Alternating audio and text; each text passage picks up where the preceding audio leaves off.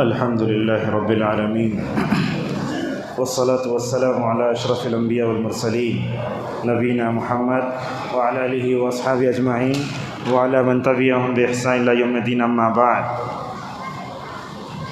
تاخرات میں ہم جو آخری جس پر رکے تھے وہ سورہ احزاب کا اختتام تھا۔ اس میں دو چیزیں بڑی اہم ہیں، اس کو بیان کر کے سورہ سبا میں آتے ہیں۔ اللہ تبارک و تعالیٰ نے سورہ سبا، سورہ احزاب کے آخری میں جہاں پردے کا حکم بتایا، وہیں نبی کریم صلی اللہ علیہ وسلم پر درود پڑھنے کا حکم دیا۔ ان اللہ و ملائکتہ یصلون علی النبی یا ایھا الذین آمنوا صلوا علیہ وسلموا تسلیما۔ جمعرات کی شام آتی ہے تو ہم لوگوں کی اسٹیٹس دیکھتے ہیں، وہ آیت رکھ لیتے ہیں بس، اور بعض بدعتی لوگوں کو دیکھتے ہیں کہ وہ گنبد خضرا کی فوٹو رکھ لیتے ہیں۔ یاد رکھیے، جمعرات کی شام میں یہ آیت خالی اسٹیٹس پر رکھ لینا کمال کی بات نہیں۔ آپ جب اسٹیٹس پر رکھتے ہیں پڑھیے اور دوسروں کو مکمل طور پر پڑھنے کی طرف ترغیب دلائیے۔ اور یہ درود پڑھنے کے معاملے میں ہم امت میں بہت زیادہ اس میں بے اعتدالی اور غلو دیکھتے ہیں۔ بعض لوگ تو ایسے ہیں، اذان سے پہلے درود، اقامت سے پہلے درود، اور جب بھی دعا ہوئی وہ ان اللہ ملائکتہ ایسا۔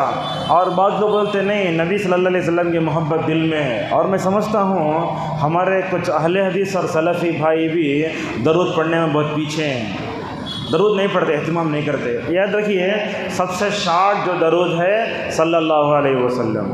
اور سعد بن ترکی الخسلان حفظہ اللہ کہتے ہیں، اگر آپ کو اللہم صلی علی محمد وعلی محمد پورا پڑھنا نہیں آتا تو کم از کم اتنا پڑھو، اللہم سلم وسلم علی النبی محمد، اتنا۔ اور اس بارے میں ہم دیکھتے ہیں ہول سیل درود بہت ہیں، آج لوگوں نے اپنی طرف سے بنا لیے ہیں۔ اور وہ ایک درود ہے، جمعہ کے دن عصر کے بعد اگر وہاں اٹھنے اگر وہ ایک آدمی پڑھا تو 80 سال اسے ثواب ملتا۔ اس طرح کی جو ہے موضوع اور ضعیف حدیثیں بھی ہمارے معاشرے میں پائی جا رہی ہیں۔ تو آپ درود وہ سیکھیں جو نبی نے سکھایا، اور اس میں آپ کو ذرہ برابر بھی حذف اضافہ کرنے کا حق نہیں ہے۔ بعض لوگوں کو دیکھتے اللہم صلی علی سیدنا، اور بعض لوگ اعراب بھی نہیں معلوم، اللہم صلی علی سیدنا۔ اللہ جردہ معلوم ہے، علماء کو پوچھیے سیدنا یہ کہاں سے آ گیا، مولانا، شفیعنا، حبیبنا، کیا یہی بولتے رہتے ہیں۔ تو اس طریقے سے درود کا اہتمام کریں آپ۔ کب سے؟ جمعرات کے دن مغرب سے لے کر جمعہ کی عصر تک، مغرب تک کرتے رہنا چاہیے۔ اللہ کے نبی صلی اللہ علیہ وسلم نے فرمایا، اگر تم درود پڑھو گے تو اللہ تبارک و تعالیٰ اس درود کو میرے اوپر بھیجتا ہے۔ اور ایک بات بھی سن لیجیے درود کے بارے میں، یہ جمعرات کا دن کل جمعہ بھی ہے اور اس وقت پڑھنا بھی اچھا ہے۔ سلیمان روحیلی حفظہ اللہ کہتے ہیں، عام دنوں میں درود پڑھنا الگ ہے، جمعہ کے دن درود پڑھنا الگ ہے۔ وہ عام دنوں میں جو درود پڑھتے اس کو فرشتے کلیکٹ کر لیتے، جیسے اللہ کے نبی نے فرمایا ان للہ ملائکۃ سیاحین الی آخر الحدیث، وہ فرشتے درود کلیکٹ کر کے جا کے نبی کے پاس پیش کر دیتے۔ مگر جمعہ کے دن درود پڑھ جو ہوتا ہے وہ نبی کریم صلی اللہ علیہ وسلم کے پاس خاص طور پر پیش کیا جاتا ہے۔ اگر ایک روایت بولوں تو آپ ذرا بریلوی عقیدہ سمجھیں گے، حالانکہ وہ صحیح حدیث ہے۔ اللہ کے نبی صلی اللہ علیہ وسلم فرماتے ہیں، جس آدمی کا درود میرے اوپر پیش کیا جاتا ہے تو میری روح بھی لوٹائی جاتی ہے، میں جواب بھی دیتا ہوں۔ اس حدیث سے لوگ استدلال کرتے نبی زندہ ہے، نبی زندہ ہے، ہمیں وہ نہیں بولتے۔ اللہ کے نبی جتنا بولے کم از کم اتنا تو ہمیں بولنا چاہیے۔ بہرحال یہ درود ابراہیم کے بارے میں ہمیں کبھی بھی جو ہے کوتاہی نہیں کرنا چاہیے۔ بخیل ہے وہ آدمی جس کے سامنے رسول اللہ کا ذکر کیا جائے اور وہ نبی کریم صلی اللہ علیہ وسلم پر درود نہ پڑھے۔ اور ایک بات مجھے یاد آ رہی ہے، دیکھیے یہ دعا میں درود پڑھنے کے 3 اسٹیجز ہیں۔ سب سے پہلا اللہ کی تعریف، اس کے بعد کیا کرنا؟ درود ابراہیم پڑھنا۔ جب تک آپ درود نہیں پڑھتے، عمر رضی اللہ عنہ بولتے ہیں آپ کی دعا زمین و آسمان درمیان میں لٹکی رہتی ہے، نہیں جاتی۔ اور کیا کرنا؟ دوسرا اسٹیج ہے دعا کے بیچ میں درود پڑھنا، اور جو ہے دعا کا درود کا سب سے آخری اسٹیج ہے دعا کے آخری میں درود پڑھنا چاہیے۔ ہمیشہ ہماری کوئی بھی مجلس جہاں اللہ کا ذکر ہوتا ہو وہاں نبی کریم صلی اللہ علیہ وسلم کا ذکر ہونا چاہیے۔ اور اپنے بچوں کو بھی درود پڑھنے کی طرف توجہ دلاؤ۔ بچوں کو بھی جب بھی اللہ کے نبی کا نام آتا بیٹوں کو بولنا صلی اللہ علیہ وسلم کم از کم بولو۔ اور یہ درود کیوں پڑھتے معلوم ہے؟ ابن القیم رحمہ اللہ اس کی حکمت بتاتے ہوئے کہتے ہیں، درود کی حکمت یہ ہے، اگر اللہ کے نبی کا ہمارے اوپر جو احسان ہے نا، اس احسان کو یاد کر کے ہم چکانے کی کوشش کر رہے ہیں، مگر آتی جاتی ہر سانس میں بھی درود پڑھو، نبی کا حق ادا نہیں کر سکتے، جیسا کہ ابن القیم رحمہ اللہ نے فرمایا۔ اس کے بعد یہ ستانا، دوسروں کو تکلیف دینا، یہ یہودیوں کی عادت ہے، آج یہ عادت مسلمانوں میں بہت ہے آج۔ تو حضرت موسیٰ علیہ السلام جو ہے بڑے حیا والے نبی تھے، تو بنی اسرائیل نے ان کے بارے میں کہا ان کے اندر کیا کہ بیماری ہے۔ اللہ تعالیٰ کو سے نبی کو بھی اچھا پیدا کیا، بعد بھی بیماری جیسا ایوب علیہ السلام کو آئی، تو ان لوگوں نے کہا ان کی شرمگاہ میں بیماری ہے، وہ بیماری ہے، وہ بیماری ہے۔ اللہ تبارک و تعالیٰ نے دیکھا یہ لوگ میرے بھیجے ہوئے نبی میں عیب نکال رہے ہیں، اب دیکھو چلو کیا کرتے ہیں، حضرت موسیٰ علیہ السلام کو عیب سے پاک کرتے ہیں۔ وہ کیا ہوا، بخاری میں باب ہے، حضرت موسیٰ علیہ السلام ایک پتھر پر کپڑے رکھ کر نہانے لگے۔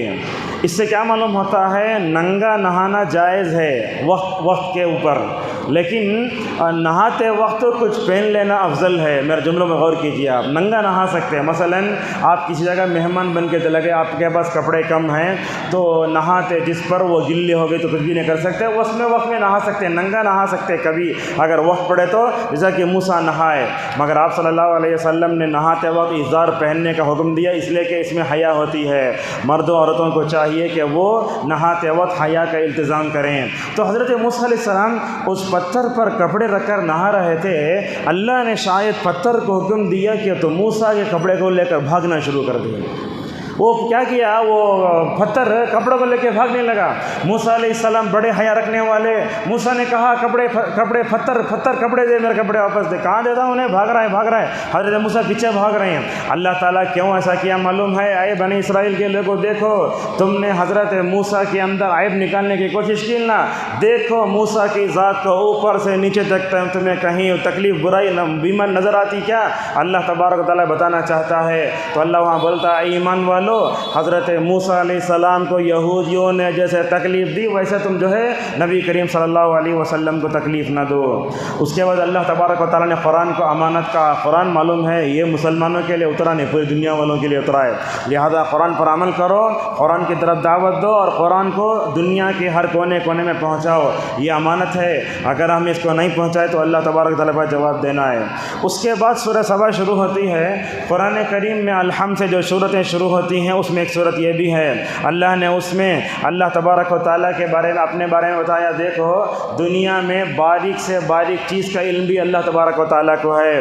اس کے بعد اللہ نے فرمایا قیامت اچانک آئے گی، اللہ نے قسم کھا کے کہا کہ قیامت آنے والی ہے، عذاب کی شکلیں اللہ تبارک نے بیان فرمائی۔ اور سورہ سبا میں آپ دیکھیں گے اللہ تبارک و تعالیٰ نے ایک طرف تو شکر کرنے والے داؤد اور سلیمان، یہ غور سے سنیے، ایک طرف اللہ تبارک و تعالیٰ نے حضرت سلیمان اور داؤد کا تذکرہ فرمایا شکر کرنے والے، دوسرے طرف ناشکری کرنے والے ملک سبا اور اس کی قوم کا ذکر فرمایا۔ اللہ تبارک و تعالیٰ نے حضرت داؤد اور سلیمان کو بہت بڑا بہترین ہنر دیا تھا، وہ کیا تھا، وہ جنگی لباس بناتے تھے۔ اللہ تعالیٰ تو فرماتا ہے ہم نے حضرت داؤد علیہ السلام کے لیے لوہے کو نرم کر دیا تھا۔ لوہے کو جانتے، لوہار اگر اسے کاٹنا بولے تو گرم کر کے کوٹتے، لیکن حضرت نوح علیہ السلام کے لیے لوہا ایک دم موم کی طرح تھا۔ اب یہ مجھے وبا آ جاتی ہے، حدیث کی تقریباً 6 کتابیں ہیں، صحیح بخاری، صحیح مسلم، اس کے بعد ترمذی، تیسری ہے ابو داؤد۔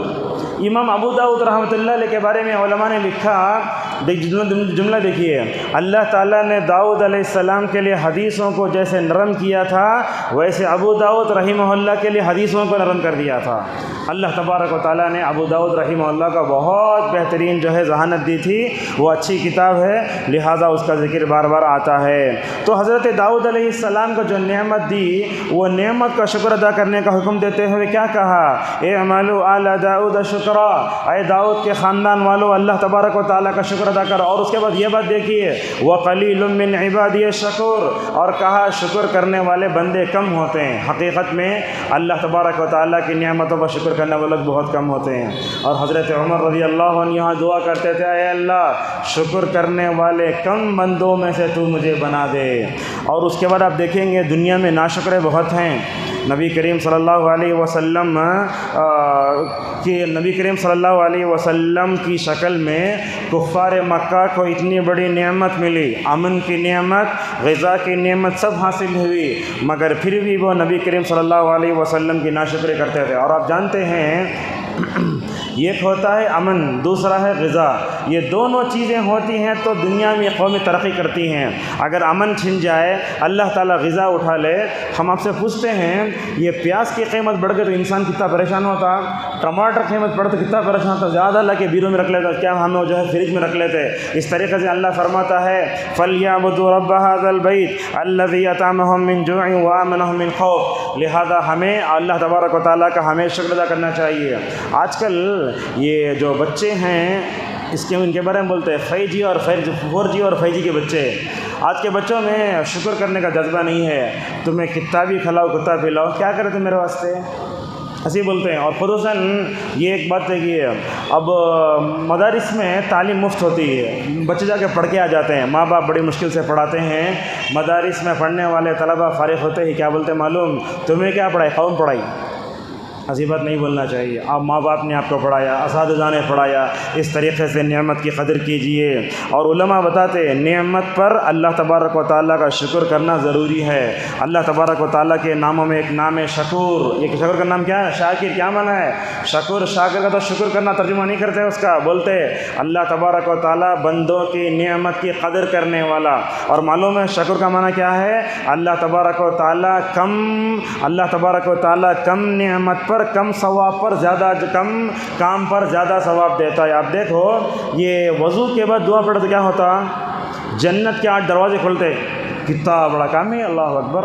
تو اس طریقے سے شکر شاکر بولے تو اللہ تبارک و تعالیٰ بندوں کے اعمال کی جو ہے قدر کرتا ہے اور جو ہے ماشاءاللہ کم موقع پر زیادہ ثواب دیتا ہے۔ آج کل رمضان ہے، دیکھیے اب رمضان میں ہم نماز فجر پڑھے، یہیں بیٹھے رہے، سورۃ طلوع ہوا، اس کے بعد چاشت کی نماز پڑھے، اللہ کے نبی صلی اللہ علیہ وسلم نے فرمایا اسے مکمل حج عمرے کا ثواب ملے گا۔ اس کو پانے کی ہمیں کوشش کرنا چاہیے، اور خصوصاً اعتکاف کرنے والے ان جیسی احادیث پر عمل کریں اور چاشت کی نماز کا اہتمام کریں، جتنا ہو سکے نوافل کا اہتمام کریں گے۔ اور یہ بات بھی یاد رکھیں نعمت جب ملتی ہے یا مصیبت آتی ہے، ہر حالت میں بندے کو اللہ کا شکر ادا کرنا چاہیے۔ بچے کو بیماری آ گئی، اللہ کا جو ہے بیماری نہیں ہونا چاہیے۔ دیکھو ابن تیمیہ رحمہ اللہ کو جیل میں ڈال دیے گئے تو بولتے الحمدللہ، کوئی بولے گا؟ لہٰذا نعمت ہو مصیبت ہو، ایک جملہ ہمارا اسر ہمیشہ بولتے اللہ جس حالت میں رکھے اس حالت پر اللہ تبارک و تعالیٰ کا شکر ادا کرتے رہو۔ اور یاد رکھو نعمت پر شکر ادا کریں گے اللہ نعمتوں میں اضافہ فرمائے گا۔ اور آگے سورۃ عمر میں یہ آیت آئی وَإِن تَشْكُرُوا يَرْضَهُ لَكُمْ، اگر تم شکر کرو گے تو اللہ تبارک و تعالیٰ تم سے راضی ہو جائے گا۔ اور شکر کرنے والوں کو اللہ نے حکم دیتے ہوئے کہا وَكُن مِّنَ الشَّاكِرِينَ، ناشکری کبھی ہمیں نہیں کرنا چاہیے۔ اور ایک بات بھی ہے اللہ کا شکر ادا کرنے کے ساتھ لوگوں کا بھی شکر ادا کرنا۔ آپ دیکھیے ماشاءاللہ رمضان کے شروع سے مسجد کے ذمہ داران، جمعیت، جماعت، مالدار لوگ رمضان کے لیے کتنا وقت دے رہے ہیں، نمازوں کو آنا، اعلان کرنا، یہ کرنا۔ تو اس طریقے سے امام کا اور مؤذن کا سب کا ہمیں شکر ادا کرتے رہنا چاہیے۔ آج کل تو ماحول کتنا برا ہے معلوم ہے، اگر آپ کسی کو لفٹ دیے گاڑی میں، انہیں کہاں اترا معلوم بھی نہیں ہوتا، جاتے رہتے لوگ۔ اب ایسے لوگوں کو شکر ادا کرنے کا جذبہ بھی نہیں ہے۔ آج آپ کسی استاد کے پاس پڑھے، اس استاد کے پاس آپ جا کر ایسے ملنا آپ کا میرے اوپر احسان ہے، آپ جا کے ملتے ہیں السلام علیکم، چلتے رہے، ایسا نہیں ہونا چاہیے۔ آپ کے اندر ہر ایک کا شکر ادا کرنا۔ اس لیے دیکھو اللہ کے نبی صلی اللہ علیہ وسلم نے کیا فرمایا، بڑا اہم ہے، لا یشکر اللہ من لا یشکر اللہ من لا یشکر الناس، جو لوگوں کا شکر ادا نہیں کرتا وہ اللہ کا شکر بھی ادا نہیں کرتا۔ اللہ نے اس نعمت کو پانے کے لیے جو ہے اس آدمی کو ذریعہ بنایا نا۔ دیکھو واقع عفق میں جب اللہ تعالیٰ نے حضرت عائشہ کی برات میں 10 آیتیں اتاری، دیکھو ام رومانہ رضی اللہ عنہ عائشہ کی ماں جا کر بولتی بیٹی عائشہ سب سے پہلے تو رسول اللہ کا شکریہ ادا کرو۔ ماشاء اللہ کیا ایمان، کیا تربیت کی تھی ابو بکر رضی اللہ عنہ نے۔ اس موقع پر عائشہ رضی اللہ عنہا نے ام رومان اپنی ماں کو جواب دیتے ہوئے کیا کہا، امی جان سب سے پہلے میں رسول اللہ کے اپنے شوہر کا نہیں اس ذات کا شکر ادا کروں گی جس نے ساتوں آسمانوں کے اوپر سے میری برات کے بارے میں آیتیں اتاری۔ لہٰذا ہمیں ہر ایک کا، لوگوں میں سے ہر ایک کا شکر ادا کرنا، کوئی بھی ہو چھوٹی چیز، پانی کا باٹل اٹھا کر دیو، بولے اٹھا کر دیا خاموش دل نہیں، دل میں بولو جزاک اللہ خیر۔ اسی لیے اللہ کے نبی صلی اللہ علیہ وسلم نے کیا فرمایا، دیکھو اگر تمہارے ساتھ کوئی بھلائی کرے تو اس کا بدلہ دو۔ بدلہ کیسے دینا، حل جزاء الاحسان الا الاحسان۔ اب جیسے میں چل کے جا رہا ہوں، کسی آدمی نے مجھے جو ہے لفٹ دے دیا، ہم بھی کیا کرنا، دوسرے کو لفٹ دینا۔ بلکہ حدیث میں تو آیا جس کے پاس سواری ہے وہ آدمی اس آدمی کو اپنے پیچھے بٹھا لے جس کے پاس سواری نہیں ہے۔ اور اللہ کے نبی یہ بھی فرماتے ہیں جو تمہاری بھلائی کرے اس کو بدلہ دو۔ اگر تم اس کو بدلہ نہیں دے سکتے مگر ایک آدمی نے تم کو 10,000 روپے دیے، اب تمہارے اندر وہ 10,000 روپے طاقت نہیں، کیا کرنا، آدمی مایوس کیا کرنا۔ اللہ کے نبی صلی اللہ علیہ وسلم نے فرمایا اس کے حق میں دعا کرتے رہو۔ کب تک دعا کرتے رہو، دیکھو کب تک دعا کرتے رہنا، یہاں تک کہ تمہیں یہ بات معلوم ہو جائے کہ تم نے اس کا احسان چکا دیا ہے۔ دو مرحلے ہوئے، ایک تو یہ ہے کہ اس کا بدلہ دو، دوسرا مرحلہ یہ ہے کہ تم اس کے حق میں دعا کرتے رہو، تیسرا یہ ہے اگر اتنا بھی نہیں کر سکتے تو جزاکم اللہ خیرا بولو۔ بچوں کے اندر یہ عادت ہونا چاہیے۔ دیکھو حضرت اسامہ بن زید رضی اللہ عنہ کہتے ہیں نبی کریم صلی اللہ علیہ وسلم نے فرمایا اگر کسی بھلائی کا ارادہ کیا گیا اسے جزاک اللہ خیر بولنا چاہیے۔ اور عمر رضی اللہ عنہ کیا بولتے ہیں، دیکھو اگر تمہیں یہ معلوم ہو جائے کہ آدمی اپنے بھائی کے لیے جزاک اللہ خیر بولتا ہے اس کے اندر کیا برکت ہے، تو بندہ ہمیشہ اس کے جو ہے کیا کرتا رہے گا، بولتا رہے گا۔ اور آپ صلی اللہ علیہ وسلم نے بھی انصار کی خدمات کا کس طرح شکریہ ادا کیا۔ دیکھو اب جانتے ہیں نا مہاجرین مکے سے آنے والے، انصار کسے بولتے ہیں، جو مدینے میں رہتے تھے۔ آپ صلی اللہ علیہ وسلم مدینہ تشریف لائے تو انصار نے مہاجرین کا اور آپ کا بہت شکریہ ادا کیا۔ تو اس موقع پر نبی کریم صلی اللہ علیہ وسلم نے فرمایا وَأَنْتُمْ مَعْشَرَ الْأَنصَارِ فَجَزَاكُمُ اللَّهُ خَيْرًا، اے انصار کی جماعت تمہارا میں شکر ادا کرتا ہوں۔ اب یہ مسئلہ یہ آتا ہے ایک آدمی مالدار ہے میرے اوپر احسان کرے، اب میں کیا اسے مالدار کو کیا کرا، پیسے دینا؟ تو علامہ ابن عثیمین رحمہ اللہ بولتے ہیں آدمی کے حساب سے بدلا دو۔ اگر انہیں تم نے ریڈیو گھڑی لگا دیا تو وہ دو، یا نہیں تو اتنا بولتے کم از کم تمہارے پاس جتنی طاقت ہے مکمل طور پر وہ طاقت دو۔ اس کے بعد فرشتوں کی بے بسی کے بارے میں اللہ نے بیان فرمایا، دیکھو فرشتے کتنے بے بس ہیں، تکبر کرنے والوں کا انجام کیا ہوتا ہے۔ اور ہم اب رمضان کتنے دن باقی ہیں، تقریباً 6 یا 7 دن باقی ہیں، ہمیں کیا سمجھتے ہیں آج نہیں سو دعا صبح کر لیں گے۔ اللہ ایک بات فرماتا ہے انسان خواہش کرتا اس کے خواہش کے درمیان موت آ جاتی ہے، وحیل بینہم وبین ما یشتہون کما فعل باشاہم، یہ کل کر لیں گے، یہ مفلسوں کی عادت ہے۔ لہٰذا کوئی بھی نیک کام کرو تو مکمل طور پر جلدی کر ڈالو۔ سورہ فاطر کے شروع میں اللہ نے یہ بتایا ہم نے فرشتوں کو پیدا فرمایا، ان میں سے ایک پر، دو پر، تین پر۔ اب فرشتوں کو اللہ تعالیٰ پر کئی کو دیا، اللہ کو معلوم ہے۔ فرشتے کس سے پیدا ہوئے، نور سے پیدا ہوئے۔ اللہ تعالیٰ ہمارے سامنے ان کو نہیں دکھاتا، اور جو ہے وہ چھپ جاتے ہیں، تو شاید کائنات میں اڑتے رہتے ہیں، ایسا لگتا ہے وہ ایسے۔ تو حضرت جبریل علیہ السلام کے پر کتنے تھے، صحیح بخاری کی روایت میں آتا ہے حضرت عبداللہ مسعود رضی اللہ عنہ کہتے ہیں کہ حضرت جبرائیل کے 600 پر، ایک پر کھولے تو یہ زمین کا پورا حصہ مطلب کیا ہوتا، کور ہو جاتا اتنا بڑا، اور ایک پر کھولے تو یہ پورا آسمان کا کنارہ۔ اتنے اللہ اکبر عظیم المرتبت بڑی شخصیت اللہ کے نبی صلی اللہ علیہ وسلم نے ان کو جب دیکھا اصلی حالت میں پریشان ہو گئے۔ ایک مرتبہ تو زمین و آسمان کے درمیان میں کرسی پر بیٹھے ہیں سورہ مدثر نازل ہونے سے پہلے، اور ایک مرتبہ سدرۃ المنتہی کے پاس دیکھے، اور یہ جبرائیل علیہ السلام جو ہے کون، فرشتوں کے سردار نا، ان کی کیا حالت ہوتی ہے دیکھو۔ حضرت محمد صلی اللہ علیہ وسلم کہتے ہیں معراج کی رات میں حضرت جبرائیل علیہ السلام کو میں نے اللہ کی عظمت کے سامنے سوکھی لکڑی کی طرح دیکھا۔ اللہ ایسے تھے جبرائیل علیہ السلام۔ لہذا یہ صوفیہ وغیرہ پتہ نہیں کیا کیا ان کا دماغ خراب ہو جاتا۔ ایک مرتبہ ایک مسجد میں ہم چلے گئے، نہیں معلوم بریلویوں کی مسجد ہے، اب وہاں نماز کے بعد ذکر کا حلقہ ہو رہا ہے، وہ ذکر کے حلقے میں بیٹھ کر اللہ مغفرت فرمائے وہ بدعتی کہ پتہ نہیں کیا دعا کرنا کیا بولتا معلوم ہے، وہ ذکر کی مجلس میں، ہمارے اس مجلس کی ذکر میں ہر رات جمعہ کو 10 بجے جبریل علیہ السلام آتے ہیں۔ اللہ کے نبی صلی اللہ علیہ وسلم اتنا پختہ ایمان رکھ کر جبرائیل کو دیکھ کر برداشت نہیں کیسے برداشت کرتا ہے انہیں، اس طرح کی باتیں لے کے نعرہ تکبیر، نعرہ رسالت، اللہ اکبر، نعرہ تکبیر، پیسے پھینکو، پیر مرشد، یہ سب کیا ہو رہا امت میں، نعوذ باللہ من ذالک۔ تو اس طریقے سے فرشتے ہمارے ساتھ ہیں اور یہ فرشتے ہمارے خدمت گزار ہیں۔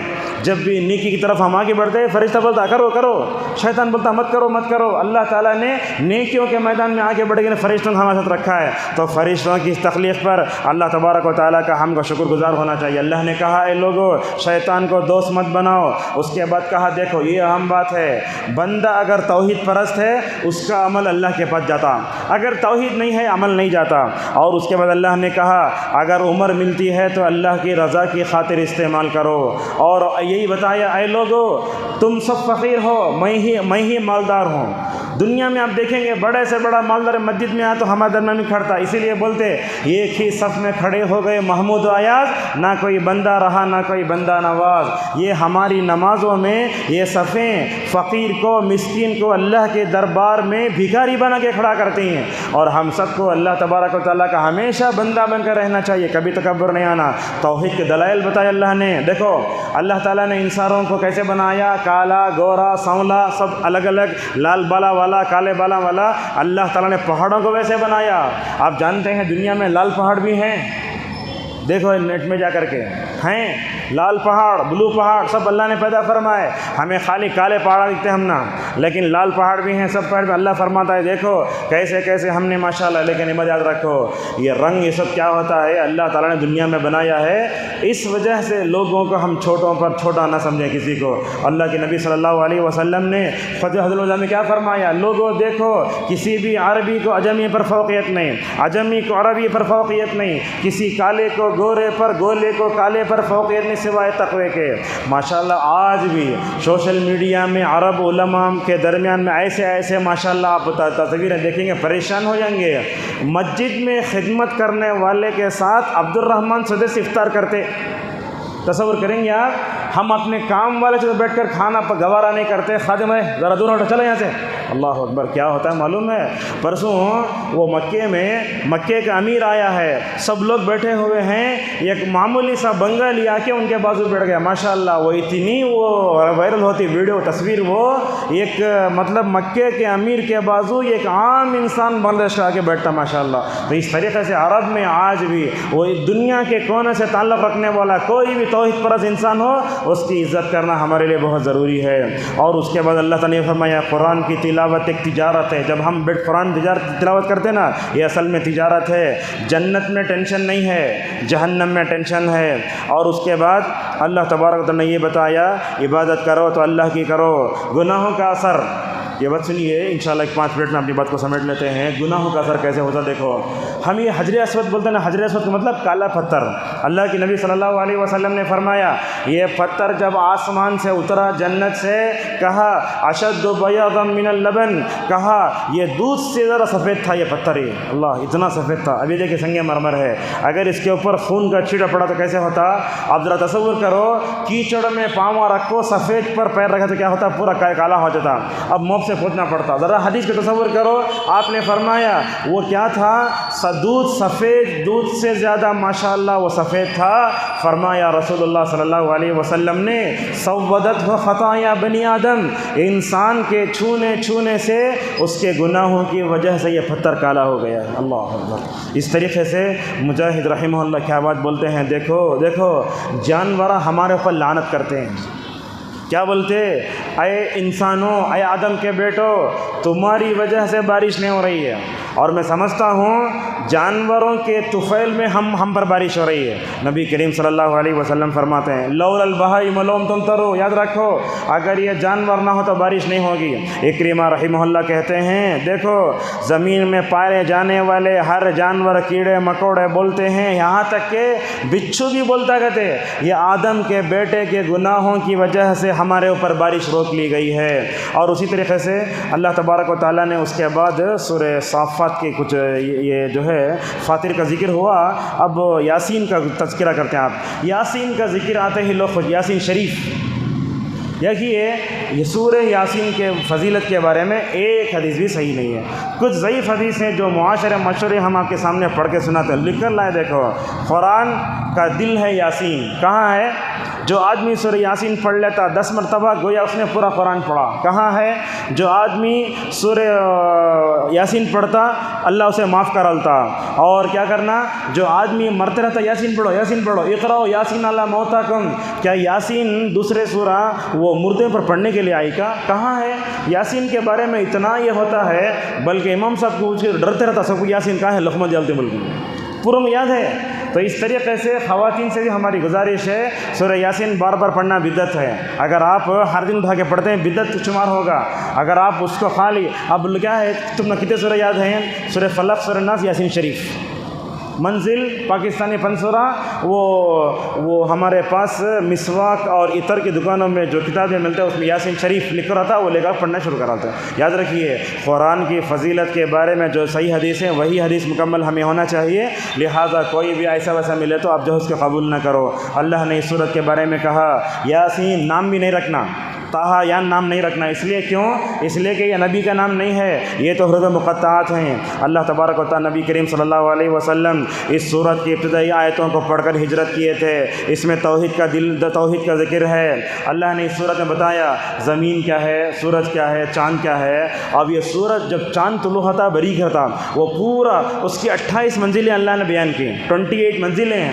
والقمر قدرناہ منازل حتی عاد کالعرجون، عرجون بولے تو پتلا ناخن کی جگہ ہو جاتا ہوا، بعد میں پورا پتلا ہو کر پورا پھر غروب ہوتا، پھر اس کے بعد پورا لمبا طلوع ہوتا۔ اور یہ چاند کے لیے کیا کیا الفاظ آئے کہ قرآن میں جو بتاتے ہیں، اللہ تبارک و تعالیٰ کبھی القمر بولتا، اسے کبھی الہلال کہتے ہیں، اور ایسے نام اللہ تبارک ذکر فرمائے۔ تو اس طریقے سے یہ چاند جو ہے بہت بڑی نعمت ہے، بلکہ پورے ہمارے عبادتوں کا تعلق چاند ہی سے ہے۔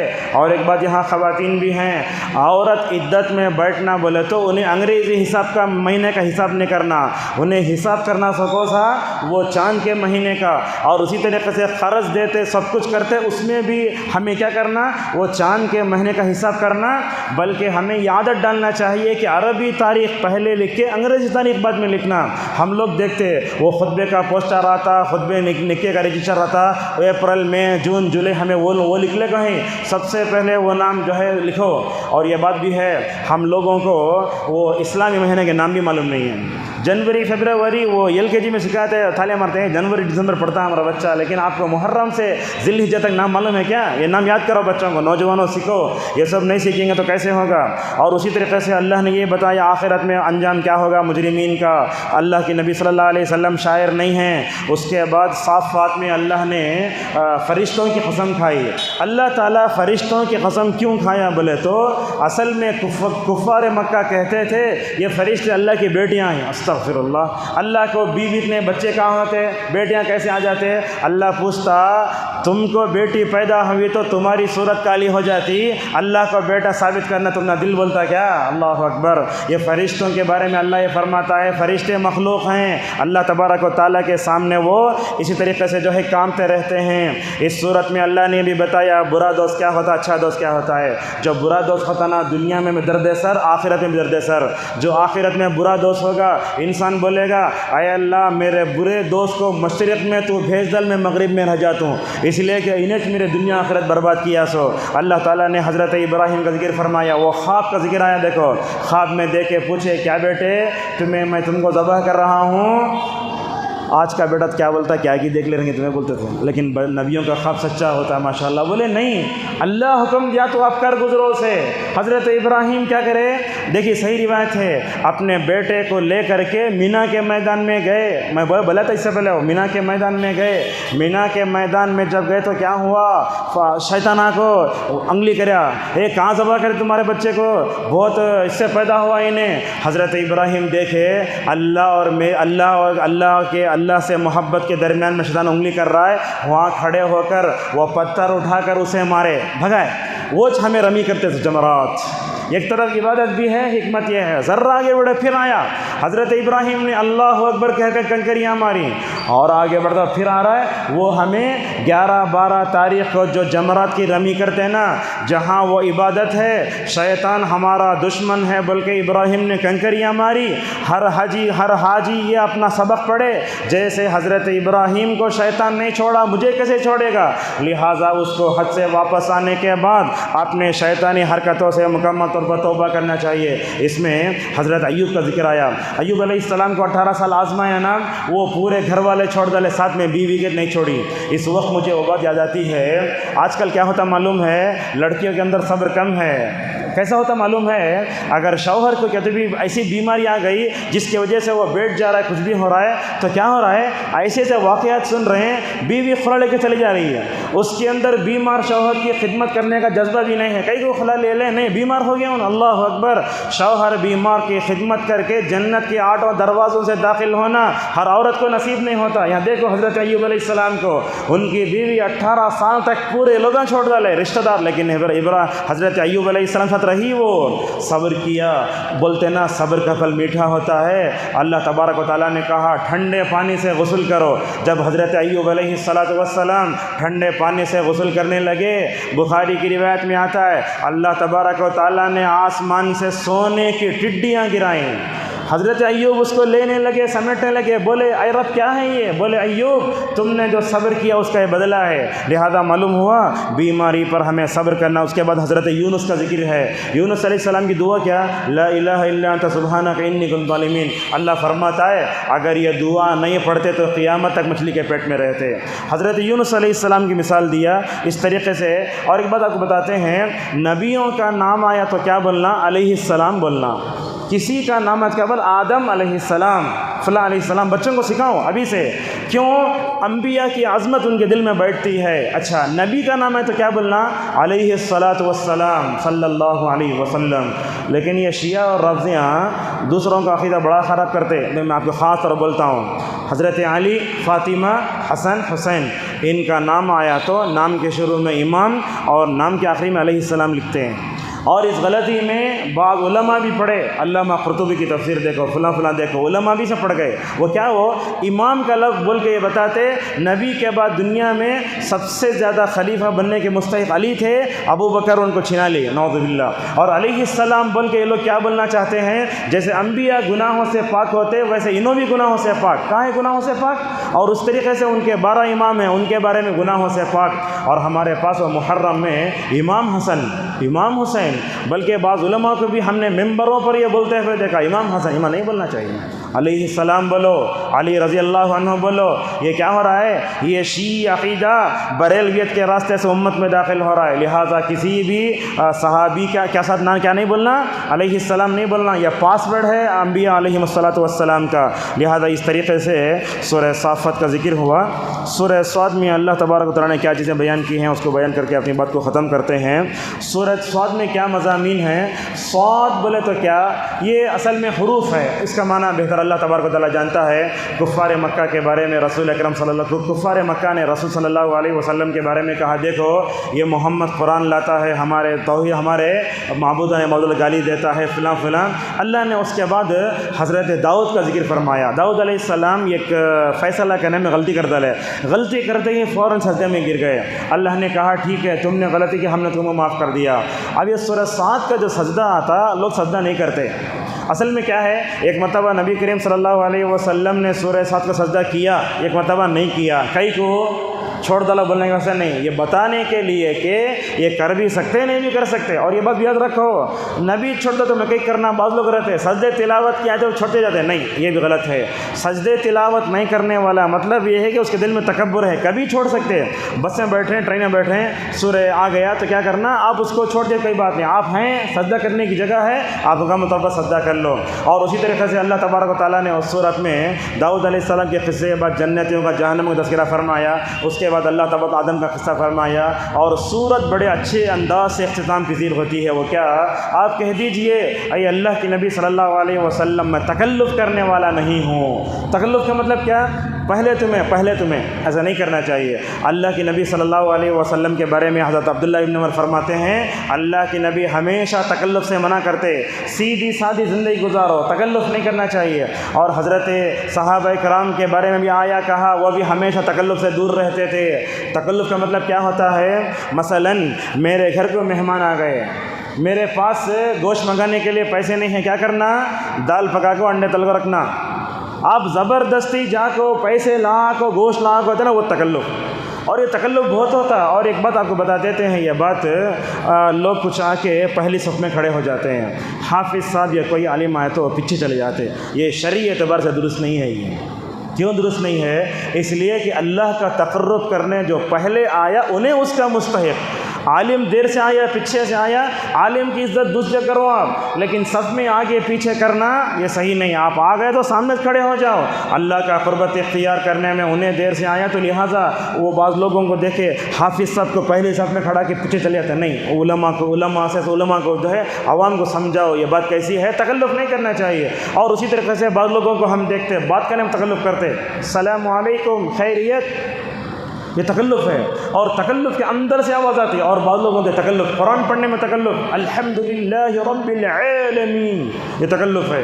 اور اس طریقے سے بعض لوگ تکلف ایسا کرتے بات کرنے میں، اور بعض لوگ جو ہے وہ کھانے میں تکلف، اور بعض اندر سے نکالتے۔ یاد رکھیے تجوید سے قرآن پڑھنا تو ثابت ہے، مگر جب آپ نماز میں کھڑتے 50 تجوید 50 خشیت 50 خوف، تجوید سے پڑھنے کی ضروری نہیں ہے۔ تو اس طریقے سے تکلف کبھی نہ کریں کسی میدان میں۔ سعود الشریم نے خطبہ دیا، تکلف کرنے والا ہمیشہ اکیلا رہتا، جو آدمی سیدھا سادہ رہتا پوری دنیا چاہتی ہے اسے، لہٰذا تکلف کبھی نہیں کرنا چاہیے۔ آپ بیٹھے ہیں، ایک آدمی نیچے بیٹھ سکتا، نہیں بیٹھو نہیں کرنا، آپ بیٹھے رہو۔ آپ جو آدمی نیچے نہیں بیٹھ سکتا اس کو کر سکتے ہیں آپ، ورنہ تو تکلف کبھی نہیں کرنا چاہیے، نہ کھانے میں، نہ پینے میں، نہ پہننے اوڑھنے میں، کبھی نہیں۔ اللہ تعالیٰ نے سیدھی سادھی زندگی دی، اس پر مکمل طور پر راضی ہو جاؤ۔ اسی پر اپنے درس کو روکتے ہیں۔ اللہ تبارک و تعالیٰ سے دعا ہے کہ ہم نے جو باتیں آج سنی ہیں اللہ تعالیٰ ان سب پر ہمیں عمل کرنے توفیق عطا فرمائے۔ اللہ تعالیٰ ہمارے روزوں کو اور تمہاری عبادت کو قبول فرمائے، اور رمضان کے بقیہ دنوں میں اللہ کی عبادت کو اچھے انجام سے ہمیں انجام دینے توفیق عطا فرمائے۔ اللہ تعالیٰ اعتکاف کرنے والے جتنے مرد و خواتین ہیں اللہ تعالیٰ ان کی صحت کی حفاظت فرمائے، اور ان کو اخلاص و للہیت کے ساتھ مسجد میں رہتے ہوئے مختلف قسم کی عبادتیں کرنے کی توفیق عطا فرمائے۔ وآخر دعوانا الحمد للہ رب العالمین۔